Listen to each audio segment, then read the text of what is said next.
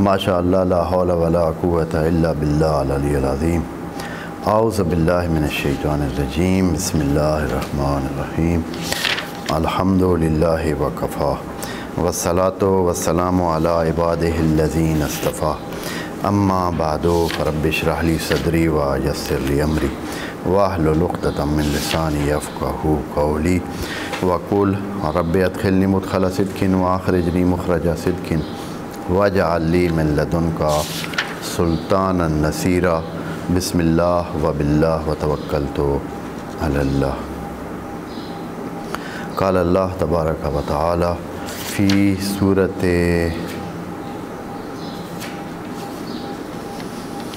آل عمران آیت نمبر 27 اور آیت نمبر 28۔ اعوذ باللہ من الشیطان الرجیم، بسم اللہ الرحمن الرحیم۔ تولج اللیل فی النہار وتولج النہار فی اللیل وتخرج الحی من المیت وتخرج المیت من الحی وترزق من تشاء بغیر حساب۔ لا يتخذ المؤمنون الکافرین اولیاء من دون المؤمنین ومن يفعل ذلك فليس من الله في شيء إلا أن تتقوا منهم تقاة ويحذركم الله نفسه وإلى الله المصير۔ صدق اللہ العظیم۔ جو آیت نمبر 26 اور 27 ایک بنیادی بیانیہ خدا کریم نے بتایا ہے، جہان کی شناخت ہے۔ قرآن ہمیں اس جہان کی شناخت دے رہا ہے کہ انسانوں اس جہان کو پہچاننے کے لیے آپ کو جتنا ابتدائی طور پر ممکن ہے قرآن میں تو تمام بتایا گیا، لیکن آپ قرآن کو پڑھ کر اور قرآن سے اتنا کچھ سمجھ سکتے ہیں، اس جہان کو سمجھ سکتے ہیں کہ یہ جہان کیا ہونے جا رہا ہے، کیا ہو رہا ہے اور کیسے ہوا ہے اور کون کر رہا ہے اور پھر آگے ہونا کیا ہے۔ ویسے تو کیڑے مکوڑوں جیسی لائف اور بھیڑ بکری جیسی زندگی جو ہے وہ تو یہی ہے کہ کھائیں پئیں اور مریں، بس پیدا ہوں، کھائیں پئیں، بچے پیدا کریں اور پھر مریں۔ لیکن انسان کے لیے یہ ہے کہ وہ یہ سوال رکھتا ہے، یہ تجسس رکھتا ہے کہ یہ کیا ہے، کیا ہو رہا ہے، اس عالم میں یہ جو کچھ ہو رہا ہے یہ کون کر رہا ہے، کس لیے کر رہا ہے اور پھر ہونا کیا ہے اور کیسے یہ ہو رہا ہے سارا۔ تو یہ کتنی معلومات ہیں، اتنی ہیں کہ انسان کے بس میں ہی نہیں ہے کہ اس کے بارے میں اس کی حد و حدود کو پہچان سکے۔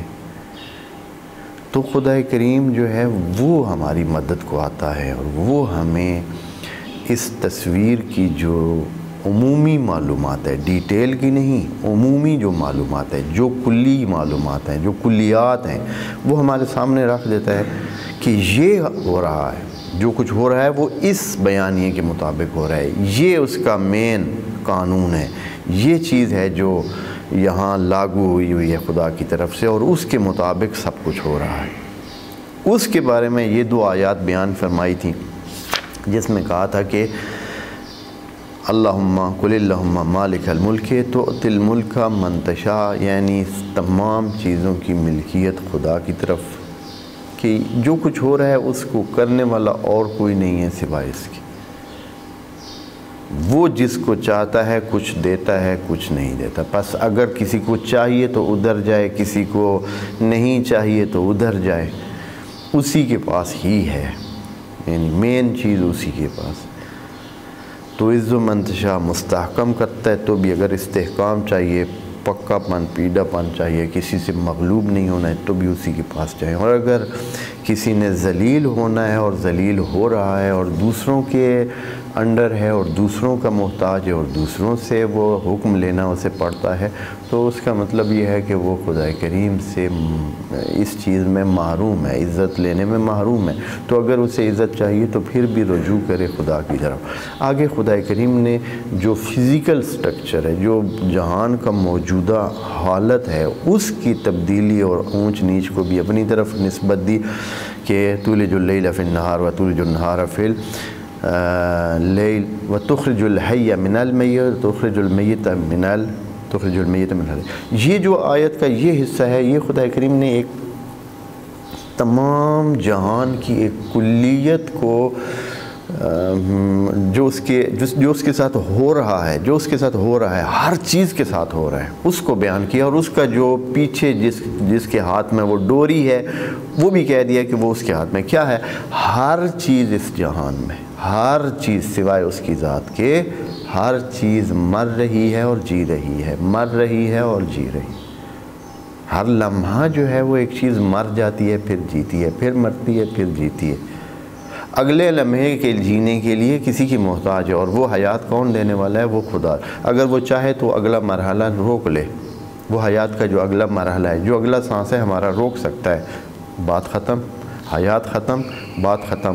ہر چیز، ایک درخت ہے، ایک زندگی کرتا ہے، مر جاتا ہے، پھر اور دوسری چیز ہے۔ اسی طرح کچھ بھی جہان میں ہے، ہر لمحے وہ ایک خاص مرحلہ طے کر رہا ہے حیات کا، اس کے بعد موت ہے، اور پھر اس موت کے بعد بس کوئی چیز ایسی نہیں ہے جو اس آیت کے اس حصے سے باہر ہو۔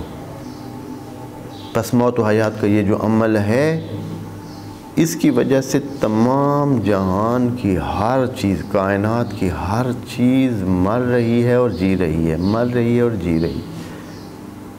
بس موت اور حیات کا یہ جو عمل ہے، یہ بھی ٹوٹلی خدا کریم کے ہاتھ میں۔ جب یہ اس کے ہاتھ میں ہے تو اس کا مطلب یہ ہے کہ کوئی بھی پتا حتیٰ جو ہے وہ اپنی جگہ پہ، جیسے پتا پیدا ہوتا ہے، وہ اپنی کومپل سے، وہ اس سے ٹہنی سے نکلتا ہے اور پھر بڑا ہوتا ہے اور پھر خشک ہو کے گر پڑتا ہے، تو یہ اس کی حیات اور پھر اس کی موت، یہ سارا اس کے ہاتھ میں۔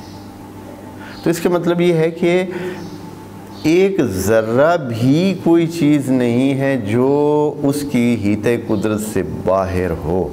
جب یہ ساری صورتحال ہے، یہ بیانیہ خدا کریم نے ہمیں دے دیا ہے کہ یہ سوچ بنائیں، پھر اس کی طرف رجوع بھی کریں۔ اگر آپ کو کوئی چیز ان میں سے چاہیے ہے، اسی کے پاس ہی ہے، لینا دینا سب کچھ اسی کے پاس ہے۔ جب یہ صورتحال ہے تو اب خدا کریم ایک انسانوں کو، جو اللہ کے بندے ہیں، جو اس چیز کو مانتے ہیں، ان کو ایک درس دیتا ہے، اور یہ بہت مہم بیانیہ ہے جو ابھی آج ہم آیت نمبر 28 میں پڑھیں گے۔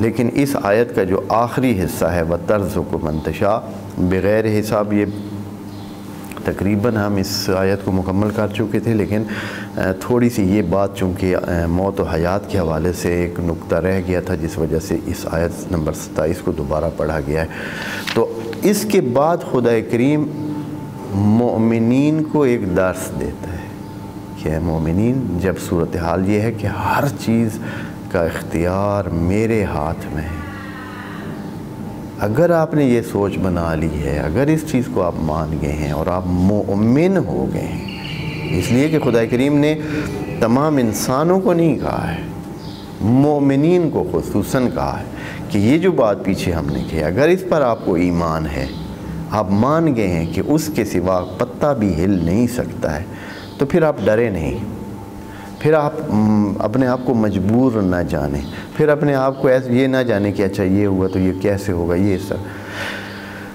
تو خدا کریم یہاں کہتا ہے کہ لا يتخذ المؤمنین الکافرین، لا يتخذ المؤمنون الکافرین اولیاء، کہ مومنوں کو یہ زیب نہیں دیتا، مومنوں کو نہیں چاہیے، ان کے لیے ضروری ہے کہ وہ ایسا کریں کہ کافروں کو اپنا ولی نہ بنائیں۔ جو کافر ہیں، آپ کو بتایا یہاں کافر کا لفظ اس میں الذین یکفرون نہیں کہا، کہا الکافرین یعنی جو پکے ہیں اپنے کفر میں۔ ایک ہوتا ہے نا کہ یہ جو لوگ نافرمانیاں کر جاتے ہیں، کرتے تو یہ بھی کفر ہی برتتے ہیں قرآن کی زبان میں۔ جو بندہ اللہ کی نافرمانی کرتا ہے تو اس لمحے اس نے کفر ہی کیا ہے، اس نے نافرمانی کی ہے، اس نے ناشکری کی ہے، اس نے اس حقیقت کو چھپانے کی کوشش کی ہے جو اس پر لاگو ہوتی تھی۔ اس کا بنتا تھا کہ وہ اللہ کی بات مانتا، لیکن اس نے نہیں مانی، اس نے یہ کیا تو کفر ہی ہے۔ لیکن اس کو کافر نہیں کہا جاتا، اس لیے کہ یہ مسلسل عمل نہیں ہے۔ کافر اسم یعنی یہ چیز اس پر اب لاگو ہے، یہ اس کا نام بن چکا ہے۔ تو کافرین یعنی وہ جو پکے اپنے کفر میں پکے ہیں اور ڈٹے ہوئے ہیں کہ ہم نے نہیں ماننی بات اللہ کی، وہ کافر ان کو کیا کریں؟ لا یتخذ المؤمنون، مومنوں کو نہیں چاہیے کہ وہ ان کو اپنا دوست بنائیں۔ یہاں ایک دو لفظوں پہ بہت ہم نے توجہ دینی ہے اور اس کا معنی ہم نے قرآن سے سمجھنے کی کوشش کرنی ہے۔ نمبر ایک اتخاذ ہے، اخذہ سے ہے، اتخاذ کا لفظ ہے، اور دوسرا لفظ ہے اولیاء۔ یہ دو لفظ ہم نے سمجھنے ہیں اور پھر ہم نے یہ بیانیہ بنانا ہے کہ مومنوں کو کیا کرنا چاہیے، کس کو اپنا ولی بنانا ہے، کس کو نہیں بنانا۔ خدا کریم نے بہت سارے خود سلسلے ہمارے لیے طے کر دیے ہیں۔ ابھی آیات کچھ میں پڑھتا ہوں جہاں اولیاء کا لفظ استعمال ہوا ہے، یہاں بھی لفظ کون سا استعمال ہوا ہے؟ اولیاء کا لفظ ہے۔ اولیاء جمع ہے ولی کی، ولی کی۔ ولی کا مطلب ہوتا ہے کہ جو انسان کے امور میں، انسان کے کاموں میں کچھ نہ کچھ دخل رکھتا ہو اور اس کی تدمیر میں اس کا اثر ہو۔ جیسے مثلا کسی صغیر کا ولی ہوتا ہے، کسی صغیر کا ولی ہوتا ہے یعنی اس کے امور کو چلانے کا اختیار اس کے پاس ہوتا ہے۔ ولی چونکہ ایسا لفظ ہے جو دو طرفہ ہوتا ہے، ولی کا لفظ پہلے بھی دوستوں کو بتایا ہے، ولی یعنی جو دوسرے کے ساتھ ہو۔ مثال کے طور پر یہ کتاب اس کتاب کے ساتھ پڑھی ہے تو آپ کہہ سکتے ہیں کہ ولی الکتاب الکتاب، ولی الکتاب الکتابو، یا ولی الکتاب الکتابہ، کہ یہ کتاب اس کتاب کے ساتھ ہے، یعنی یہ کتاب اور یہ کتاب دونوں ایک دوسرے کے ساتھ ہیں۔ تو یہ ولایت ویسے تو معنی یہ ہوتا ہے کہ ایک دوسرے کے ساتھ آنا، ایک دوسرے کے ساتھ ہونا۔ مولا کا لفظ بھی اسی سے ہی ہے، ہاں، مولا کا لفظ جو ایک دوسرے کے ساتھ ہو۔ اس لیے غلام کو بھی مولا کہتے تھے عرب، اور جو مولا اور مالک ہوتا تھا اس کو بھی مولا کہتے تھے۔ دونوں کے لیے بہت عام استعمال ہوتا تھا یہ لفظ، مولا کا لفظ، اس لیے کہ غلام مولا کے ساتھ ہوتا ہے اور مالک جو ہے وہ کس کے ساتھ ہوتا ہے؟ غلام کے ساتھ ہوتا ہے۔ تو وہ اس کا مولا اور وہ اس کا مولا، دونوں بن سکتے ہیں، لفظ استعمال ہوتا ہے۔ تو ولی کا لفظ جب استعمال ہوتا ہے تو اس کا حتماً مطلب یہ ہے کہ یہ ایک دوسری چیز کے ساتھ ہے۔ پس جب زید بکر کا ولی ہے تو بکر زید کا کیا ہو جائے گا؟ ولی ہو جائے گا، خود بخود ہی ولی ہو جائے گا۔ اب یہ ولایت جو ہے یہ درجات رکھتی ہے، یہاں ایک خاص درجہ جو ہے ذکر کیا جا رہا ہے، اس درجے کو خدا کریم منع فرما رہا ہے۔ ویسے تو قرآن میں جو ہے ہر مومن دوسرے مومن کا کیا ہے؟ ولی ہے، ہر مومن دوسرے مومن کا ولی ہے۔ میں اولیاء کے لفظ کے استعمال قرآن میں آپ دوستوں کے سامنے کچھ آیات پڑھتا ہوں، آیات کا نمبر اور سورت کا نمبر بتا سکوں گا، نام سورت کا جو ہے وہ یہاں میرے سامنے نہیں ہے اس لیے اس کو نہیں بتاؤں گا۔ ایک تو یہی آیت ہے کہ لا یتخذ المؤمنین الکافرین اولیاء، مومنون الکافرین اولیاء۔ پھر اس کے بعد ایک اور آیت ہے فقاتلوا اولیاء الشیطان، شیطان کے بھی اولیاء ہوتے ہیں، یعنی شیطان کئیوں کا ولی ہوتا ہے اور وہ شیطان کے اولیاء ہوتے ہیں، یعنی ایک دوسرے کے ساتھ ہوتے ہیں۔ یا خدا کریم نے ایک اور آیت میں فرمایا فلا تتخذوا منہم اولیاء، یعنی جس طرح ہے اس آیت میں ودوا لو تکفرون کما کفروا، کہ کافر لوگ وہ چاہتے ہیں اہل کتاب چاہتے ہیں کہ آپ بھی کافر ہو جائیں جیسے وہ کافر ہو گئے، بس خدا کریم کہتا ہے فلا تتخذوا منہم اولیاء، ان میں سے کسی کو اپنا ولی نہ بنائیں۔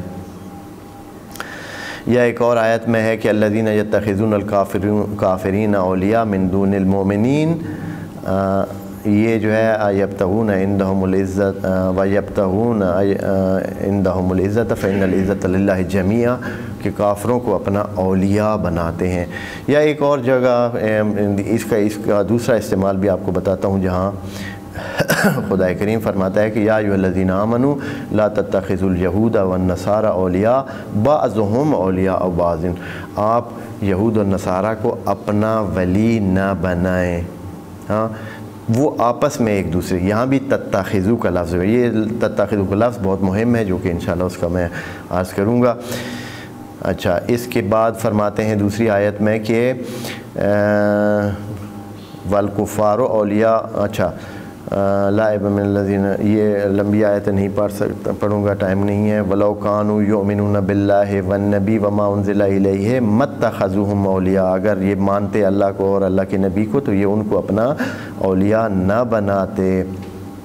اس کے بعد خدا کریم نے یہاں ایک جگہ فرمایا کہ انا جعلنا الشیاطین اولیاء للذین لا یؤمنون، جو ایمان نہیں لاتے ہیں اللہ فرما رہا ہے کہ ہم خود شیطانوں کو ان کا اولیاء بنا دیتے ہیں، شیطانوں کو ان کا اولیاء بنا دیتے ہیں، ولی بنا دیتے ہیں۔ تو ایک اور جگہ ہے کہ انہم اتخذوا الشیاطین اولیاء من دون اللہ، انہوں نے شیطانوں کو اپنا اولیاء مان رکھا ہے کچھ لوگوں نے۔ خوب ایک اور جگہ فرماتے ہیں کہ ان الذین آمنوا وہاجروا وجاہدوا باموالہم وانفسہم فی سبیل اللہ والذین آووا ونصروا اولئک بعضهم اولیاء بعض، یہاں مومنوں کو ایک دوسرے کا اولیاء بنایا ہے، کہا ہے کہ اس آیت میں کہ مومن ایک دوسرے کے کیا ہیں، اولیاء ہے۔ یا ایک دوسری آیت میں کہا ہے والذین کافروا بعضهم اولیاء بعض، کافر بھی ایک دوسرے، جیسے مومن ایک دوسرے کے اولیاء ہیں، کافر بھی ایک دوسرے کے اولیاء۔ اور اسی طرح خدا کریم فرماتا ہے والمؤمنون والمؤمنات بعضهم اولیاء بعض، مومنین اور مومنات ایک دوسرے کے کیا ہیں، ولی ہیں یہ لوگ۔ تو یہاں اور پھر خدا کریم اپنے بھی اولیاء بناتا ہے، کہتا ہے ان اولیاء اللہ لا خوف علیہم ولا هم یحزنون، جو اللہ کے اولیاء ہیں، جو اللہ کے ولی ہیں، جو اللہ کے قریبی ہیں، جو اللہ کے ساتھ رہتے ہیں، ان پر کوئی خوف نہیں ہے اور کوئی حزن نہیں ہوگا۔ بس یہ ولی اولیاء کا لفظ جو اس آیت میں بھی موجود ہے اور جو کہ ولی کی جمع ہے، اس کا معنی یہ ہے کہ جن کا اوڑھنا بچھونا ایک ہے، جن کا اٹھنا بیٹھنا ایک ہو جاتا ہے، جن کی باتیں ایک ہو جاتی ہیں، جن کے بہت سارے مشترکات ہو جاتے ہیں، جو آپس میں بہت ساری چیزیں شیئر کرتے ہیں، دوست ہو جاتے ہیں یا سلسلے کرتے ہیں، بہت سارے قریبی رابطے رکھتے ہیں، ان سے اثر لیتے ہیں اور ان پر اثر کرتے ہیں دونوں طرف سے۔ بس اولیاء اور ولی ہونا صرف انسانوں میں نہیں ہے، خدا بھی، جیسے کہ اس آیت الکرسی میں آپ دوست پڑھتے ہیں کہ اللہ ولی الذین آمنوا یخرجہم من الظلمات الی النور والذین کفروا اولیاؤہم الطاغوت، جو کفر برتتے ہیں ان کے اولیاء کون ہیں، الطاغوت ہے۔ تو اولیاء یعنی ساتھ ہونا اور متاثر ہونا اور یہ کہ اس سے اثر لینا۔ بس اللہ اور بندے کے درمیان بھی ولایت کا رشتہ ہے، مومنوں کے درمیان بھی آپس میں ولایت کا رشتہ ہے، کافروں کے درمیان بھی آپس میں کس کا رشتہ ہے دوستو، ولایت کا رشتہ ہے۔ کافر بھی ایک دوسرے کے کیا ہیں، ولی ہیں۔ قرآن کی زبان میں بات کر رہا ہوں میں یعنی کوئی اپنی طرف سے کوئی نہیں وہ بتا رہا کہ کہیں خدا نہ خواستہ ان لفظوں سے، کیونکہ بعض اوقات ذہنوں میں لفظ جو ہے وہ بڑے ایک خاص قسم کی قداست ان کی بن جاتی ہے، تو پھر وہ اور جب قرآن کہہ رہا ہے کہ کافر ایک دوسرے کے کیا ہیں، ولی ہیں۔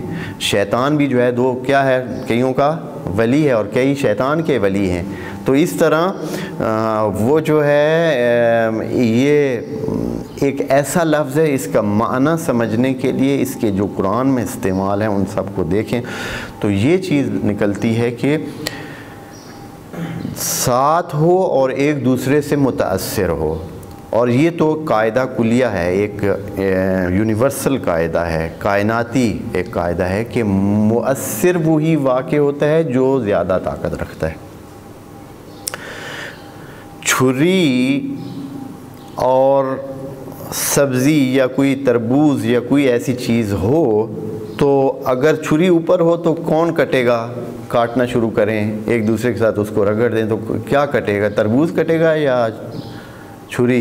یقیناً تربوز ہی کٹے گا، چھری اگر اوپر ہو۔ اور اگر فرض کریں چھری ہے سائز میں چھوٹی بھی ہوتی ہے، اس کو نیچے رکھیں اور تربوز کو اوپر رکھیں، پھر کون کٹے گا جی؟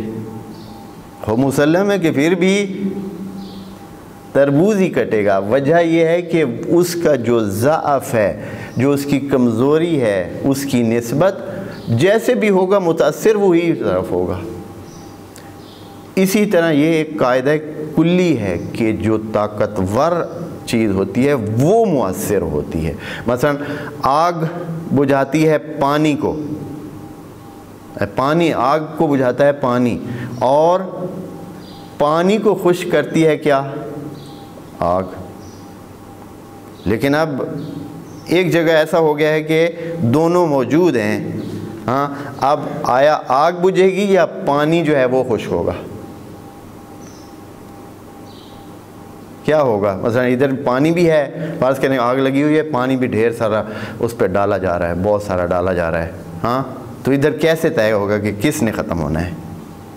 اس میں جو زیادہ ہوگا وہی غالب ہو جائے گا اور جو کم ہوگا وہ مغلوب ہو جائے گا۔ بس جس کی طاقت زیادہ ہوگی وہ غالب ہوگا۔ جیسے کہ ابھی ہوتا ہے، آگ بہت ہوتی ہے، مرضی ہے جتنا پانی ڈالتے رہیں، اثر ہی نہیں پڑتا ہے، شوں ہو کے سارا پانی ہو گیا۔ اور اس کے بالعکس اگر پانی زیادہ ہوتا ہے اور آگ تھوڑی ہوتی ہے، آگ بجھ جاتی ہے، پانی غالب آ جاتا ہے۔ دنیا کا یہ قاعدہ ہے، یعنی سائنسی قاعدہ بھی ہے، کہ جس میں طاقت زیادہ ہے وہ غالب ہوتا ہے۔ یہاں ولی میں بھی جو ہے دوستو، ولی میں اگر آپ مؤثر واقع ہو رہے ہیں تو وہاں قرآن آپ کو منع نہیں کرے گا۔